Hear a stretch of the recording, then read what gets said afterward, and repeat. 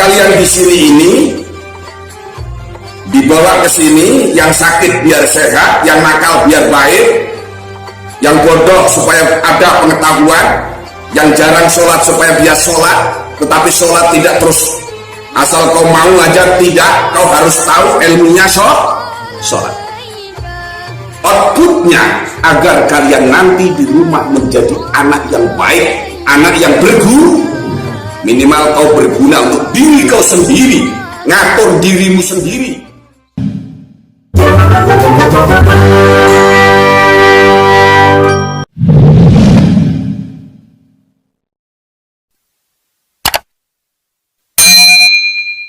Di antara tiga, napas, nafsun, dan nafsan, itu penting untuk didefinisikan.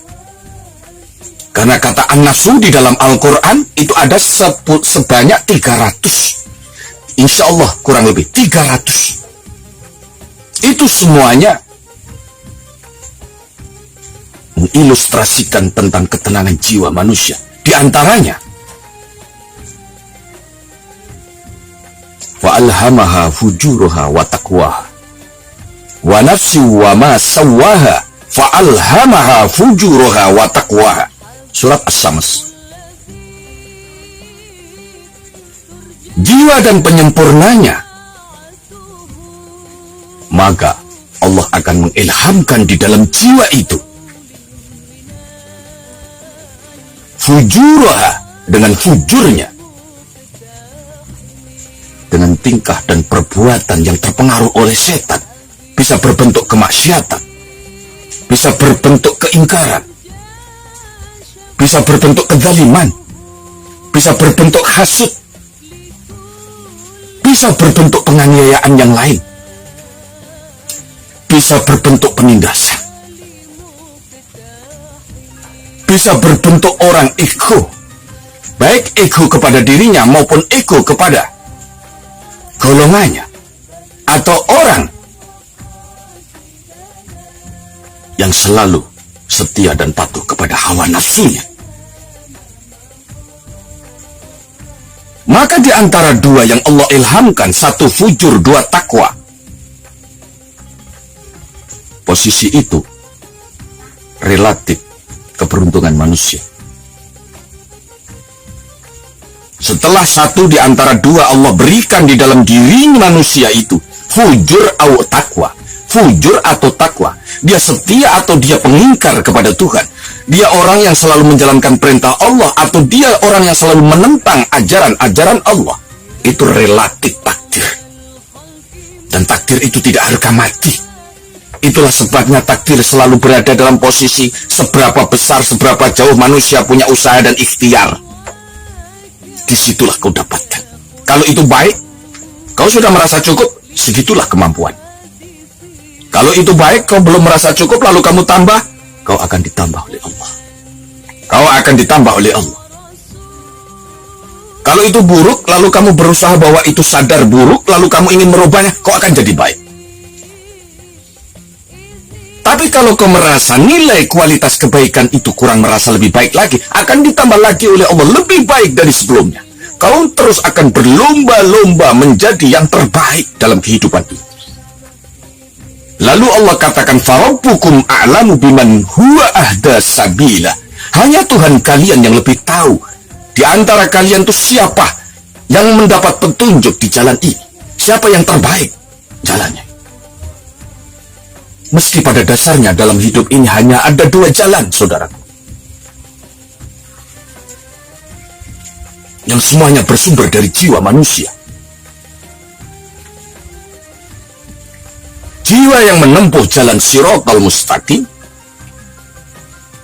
jalan yang lurus, jalan menuju kebenaran, jalan nurani, yaitu jalan Tuhan, dan dibimbing oleh ajaran-ajarannya sesuai konsep agama Islam, adalah dibimbing dengan satu platform aturan main, yang aturan main itu diberikan platform yang namanya adalah Kitabullah wa Sunnatu Rasulillah Sallallahu Alaihi Wasallam.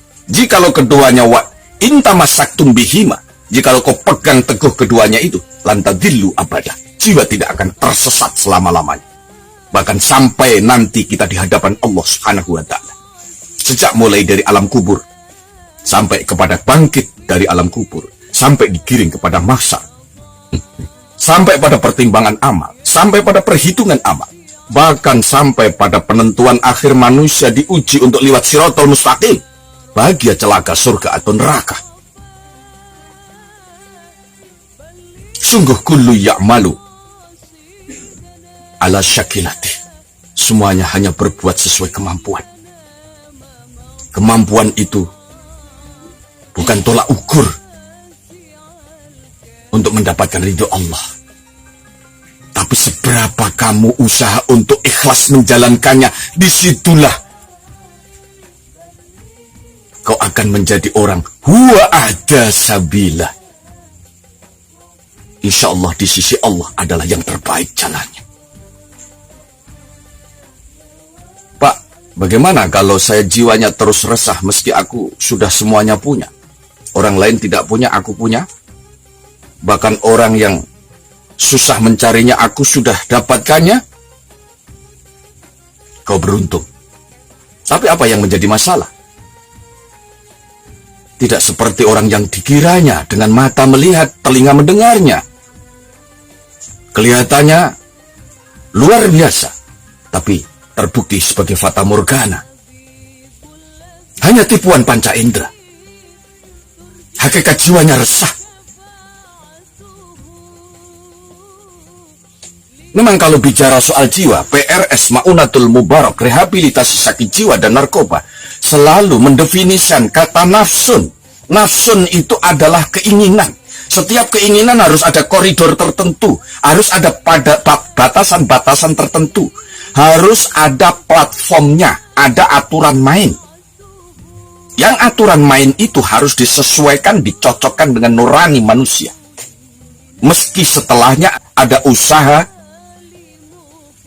dengan dipertimbangkannya akal dan logika serta angka. Yang menjadi garis bawah ilmu pasti. Ilmu pasti. Itulah sebabnya PRS Maunatul Mubarak, rehabilitasi sakit jiwa dan narkoba, selalu terus menggali, selalu terus mencari. Meski definisinya masih relatif. Kalau ditanya apa itu jiwa, jiwa kami bisa dapatkan meski kebenarannya belum tentu, yang bersifat relatif, bahwa jiwa adalah bagian dari 3 napas, nafsu, dan nafsan. Napas adalah kehidupan. Nafsu adalah keinginan. Nafsan adalah kepribadian. Yang tadi saya katakan itu lahir dari kata nafsu yang di dalam Al-Quran sampai ada 300 kali diulang. 300 kali diulang. Kita coba akumulasikan dalam 3 hal. Antara kehidupan, napas, dan keinginan, nafsu, dan kepribadian, nafsan. 3 ini menjadi kategori jiwa. Kenapa kategori? Karena manusia mengetahui tentang jiwa itu tidak ada setetes air laut. Wa ma utitum minal ilmi illa qalilah. Tidaklah aku berikan kepadamu sekalian pengetahuan kecuali hanya sedikit. Hanya nubdah, secuplik saja. Wa yas'alunaka 'anir ruh, qulir ruh min amri rabbi, wa ma utitum minal ilmi illa qalilah. Sahabat bertanya kepadamu Muhammad dari tentang mengenai jiwa. Katakan Muhammad bahwa jiwa itu urusan Tuhanmu. Dan tidaklah aku berikan kepadamu sekalian melainkan hanya ilmu pengetahuan yang sedikit saja. Dalam ayat lain hanya dikatakan tidak ada setetes air laut. Itulah sebabnya manusia supaya tetap berusaha dan ikhtiar, mengetahui sejak mulai dari melihat dan mendengar sampai mendefinisikan, menyimpulkan, sampai ditemukan konklusinya, kesimpulan dari semua apa yang dia lihat dan dia dengar, lalu dia katakan tentang mengenai konklusi, kesimpulan. Kesimpulannya bahwa manusia itu hidup harus punya keinginan. Keinginan manusia pada fitrahnya sama. Kalau sakit ingin sehat, kalau bodoh ingin pinter, kalau miskin ingin kaya, sama fitrah.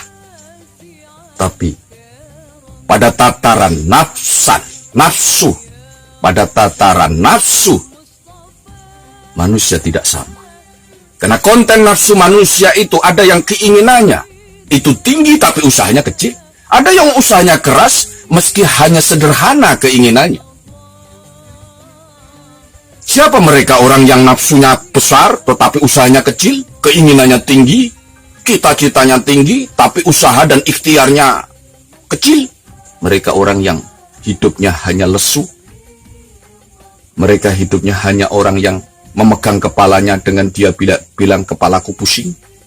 Karena dia tidak aktif. Karena pemalas tetapi cita-citanya besar. Meskinya harus sinkron. Harus balance, imbang antara yang diinginkan dengan usaha dan ikhtiarnya. Kalau tidak, maka akan menjadi sakit jiwa. Jadi apa yang kau dapatkan? Itu pertanyaannya seberapa jauh kau usaha. Jadi apa yang kau inginkan, lalu kemudian kau mendapatkannya, itu seberapa jauh kita berikhtiar. Seberapa besar kita usaha dan ikhtiar. Seberapa semangat aktif yang positif, dan seberapa semangat dan seberapa kuat kita kreatif dan positif. Memang manusia tidak akan pernah puas mengenai tentang jiwa. Begitu pula kalau jiwa tidak dibatasi dengan iman. Wa idza massahu syarru kana ya'usa. Ketika manusia tertimpa dalam kesusahan dan kesedihan, manusia yang bisa hanya ambil sekilas, hanya putus asa saja. Akal dan logikanya tidak akan pernah nyampe. Untuk itu, alat yang pasti Allah sudah berikan, gunakanlah sebaik-baik mungkin. Telinga untuk mendengar, mata untuk melihat. Semuanya pertimbangkanlah dengan pikiran kalian, kalikan 2, namanya pikir-pikir. Mata melihat, telinga mendengar, semuanya, kaki melangkah, tangan memegang. Pertimbangkan dengan hatimu, hati kita. Hati dikalikan 2, awas, hati-hati. Memang kullu ya'malu ala syakilati. Farabbukum a'lamu biman huwa ahda sabila. Ala syakilati, syakilati, kemampuan, skill. Jadi kata skill itu ada yang bilang katanya dari bahasa Arab, dari kata sakilun, sakilatih. Katakan Muhammad, kullu ya'malu, setiap segala sesuatunya dilakukan ala syakilati, syakilati, sen besar, kap, lam, tak, syakilah, kemampuan, skill. Biasanya skill ini adalah relatif seberapa orang punya skill, itu seberapa orang punya usaha dan ikhtiar serta semangat hidupnya. Tadi dari pertama saya mengatakan bahwa seluruh tubuh manusia bagaikan wayang. Lalu pikiran manusia itu yang membuat ada kemampuan seluruh badan bergerak. Itu relatif bagaimana orang berpikir. Artinya dalangnya itu adalah akal dan pikiran, akal dan rasio, logika dan rasio. Dan akal serta pikiran, logika dan rasio manusia selalu diukur dengan angka. Kalau tidak, tidak logis. Logika yang tidak logis. Kalau tidak, rasio yang tidak rasional. Lakukanlah dengan sekeras mungkin. Lakukanlah dengan semangat mungkin. Ikhtiarlah dengan semangat mungkin sesuai kemampuanmu. Tetapi meski demikian tidak boleh melampaui batas kemampuan. Karena semuanya terukur. Berpikir tidak boleh melampaui batas kemampuan, bisa merusak jiwa. Akal berangan-angan tidak boleh melampaui batas dan koridor akal manusia. Tidak boleh melampaui batas koridor akal manusia, bisa sakit jiwa.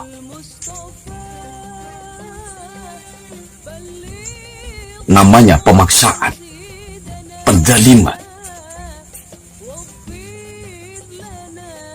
seperti itu. Dalam Al-Quran ada dikatakan al-aqlu, ada yang dikatakan an-nafsu, ada yang dikatakan ar-ruhu, ada yang dikatakan al-qalbu, ada yang dikatakan al-fuadu, ada yang dikatakan al-lubabu, yang semuanya itu bila digarisbawahi dalam bahasa Indonesia bisa dibilang jiwa yang bersifat abstrak. Semua punya tetapi tidak pernah melihatnya, semua merasakannya tetapi tidak pernah melihatnya. Itulah disebut jiwa abstrak. Dalam hal ini kami bicara tentang jiwa yang pada interpretasinya atau tafsirnya adalah mendefinisikan jiwa yang masih bersifat relatif, bahwa itu hanya ilmu setitik, tidak ada setetes dari air laut yang manusia pelajari tentang jiwa ini. Karena itu kulir ruh min amri robbi, katakan Muhammad bahwa ruh itu adalah urusan Tuhan. Wa ma utitum minal ilmi illa qalila. Wa ma utitum, dan tidaklah kamu sekalian diberikan illa minal ilmi, daripada ilmu pengetahuan, illa qalila, hanya sedikit saja. Memang PRS Maunatul Mubarak, rehabilitasi sakit jiwa dan narkoba, pada konsepnya ada 3 pendekatan. Pendekatan pertama adalah biologis, pendekatan secara fisikly, pendekatan lewat raga. Mereka digerakkannya, mereka disuruh olahraga, mereka dijaga fisiknya agar membantu supaya jiwanya mampu bangkit kembali. Yang sakit mampu sehat kembali. Yang terpapar dalam zat adiksi mampu sugestinya dari negatif menjadi positif.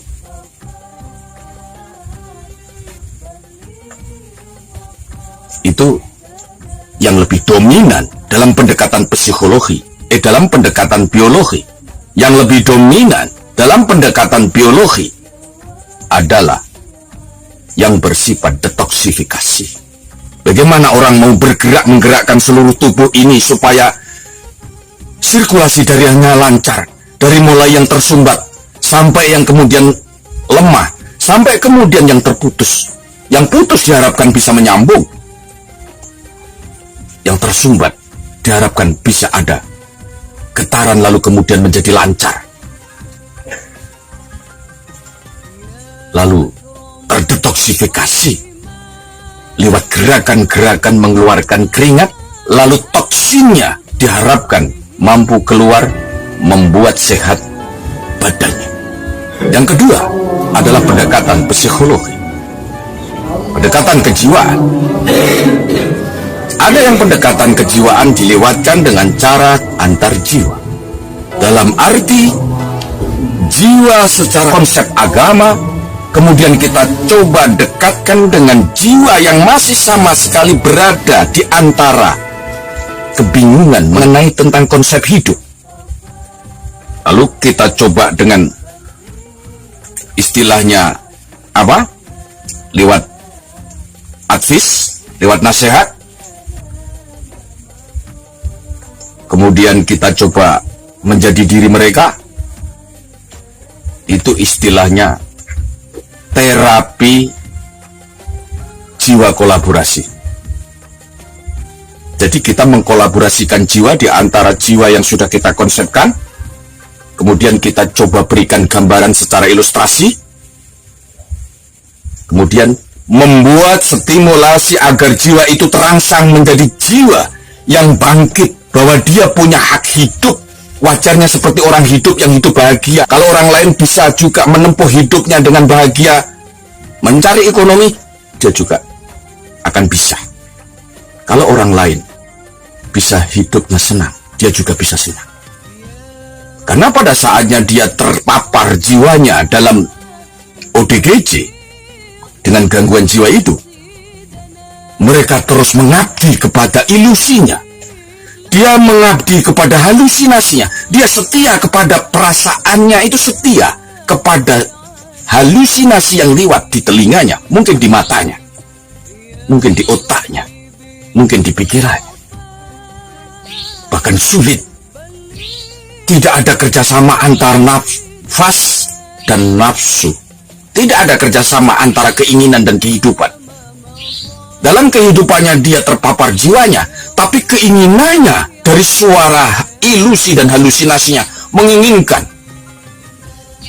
yang irasional, yang tidak masuk akal.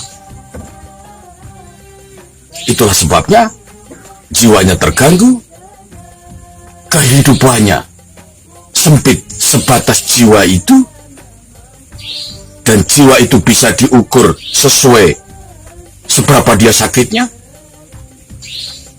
Lalu karakternya tidak jelas, nafsan.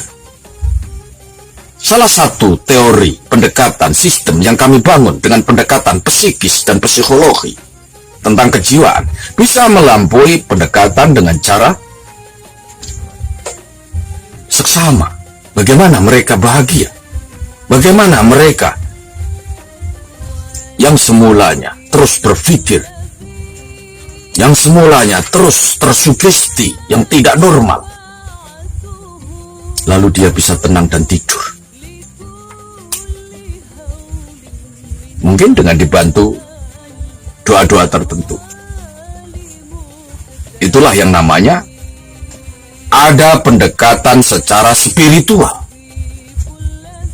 Yang dimaksud pendekatan secara spiritual adalah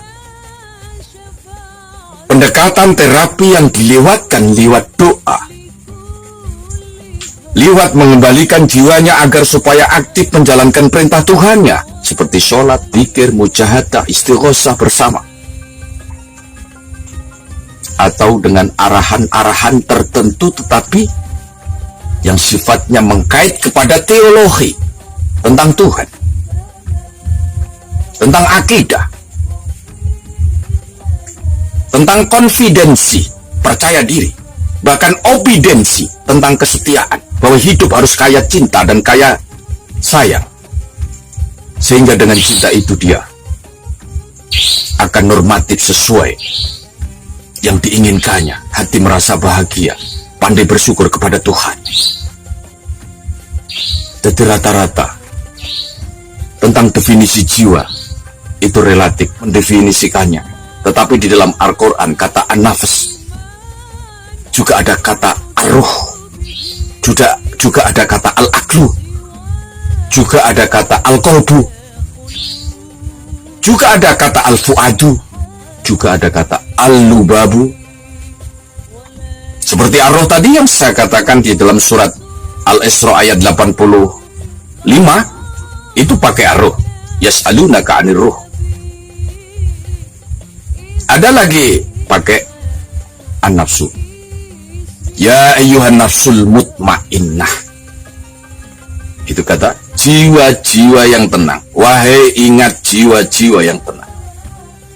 Ada kata al-lubab, ya ulil albab. Wahai orang-orang yang punya pikiran yang cerdas, punya hati. Fuad itu hati, qalbun juga hati. Kesimpulannya, yang pertama kami menyampaikan bahwa PRS Maunatul Mubarak terus belajar tentang mengetahui usaha rehabilitasi. Tapi sebelum melangkah, kita harus tahu, kita harus berpengetahuan, kita harus terus bermusyawarah lewat pengalaman-pengalaman dan empiris yang sudah dilakukan, kemudian menjadi knowledge, pengetahuan atau scientific, yang konsep dasarnya selalu direferensikan di dalam Al-Quran, dengan harapan besar agar Allah Subhanahu wa Ta'ala memberikan rahmat, menjadi sebab turunnya rahmat atas jiwa-jiwa yang dikatakan ODGJ, gangguan jiwa, agar menjadi sehat. Yang penting kita menjadi orang yang terus bersabar, menerima suatu keadaan dan situasi dan kondisi yang melahirkan rasa syukur kepada Tuhan. Sabar dan syukur yang disertai dengan usaha dan ikhtiar secara maksimal. Tidak pasif tetapi aktif, kreatif, tapi positif. Dan selanjutnya, bahwa jiwa, karakter yang paling dominan adalah jiwa yang tidak pernah puas dengan keadaan. Wa idza an'amna 'alal insani a'rada wa na'a bijanibih. Ketika manusia telah diberikan nikmat oleh Allah, maka mereka tidak menjadi lebih baik, justru malah melawan Tuhan. Wa na'a bijanibih, bahkan lebih jauh dari Tuhan. Dan sombong. Wa idza massahu syarru kana ya'usa. Tetapi apabila dicabut kenikmatan itu menjadi kesusahan dan ketimpangan dalam hidupnya, kana ya'usa, mereka putus asa. Kul kullu ya'malu ala safilati. Katakan Muhammad, semuanya berbuat sesuai kemampuan. Rawat kemampuanmu, tingkatkan terus. Tetapi lihat batasan dan koridor-koridornya. Kami tidak berbicara dengan situasi dan kondisi saat ini. Kami hanya mendefinisikan tentang jiwa sesuai kemampuan kami atas dasar empiris dan pengalaman yang kami dapatkan. Sejak mulai dari tahun 1994 sampai sekarang. Allah dah takdirkan kami tidak bisa memilih yang lain. Allah takdirkan dalam hidup kami ini hanya diberikan tugas sebagai pelayan ODGJ. Jadi hidup kami bersama teman-teman di sini, pengurus-pengurus semuanya, perawat, hidupnya hanya menjadi pelayan mereka. Dan itu sudah kami syukuri. Alhamdulillah kami mendapatkan emas besar. Nilai kualitas emas yang besar. Lebih berharga dari emas. Ya apa itu? Pengalaman. Empirisme. Paham mengenai tentang pengalaman. Yang kemudian meningkat menjadi knowledge. Yang meningkat menjadi scientific. Pengetahuan. Terima kasih. Mudah bisa dipahami kata-kata ini. Agar supaya bisa didengar, dilihat sampai selesai, dan kemudian dipahami, yang akhirnya berdampak kepada orang berhati-hati dalam hidup ini. Mengakseskan satu keinginan supaya keinginanmu tidak melampaui batasan jiwa. Akhirnya akan merusak jiwa, yang akhirnya akan menjadi sakit jiwa. Wa nunazzilu minal Qur'an ma huwa syifaa'u wa rahmatul lil mu'minin. Kami turunkan Al-Qur'an adalah sebagai obat jiwa, sebagai rahmat, sebagai curahan kasih dan sayang lil mu'minin. Catatan bagi orang-orang yang percaya.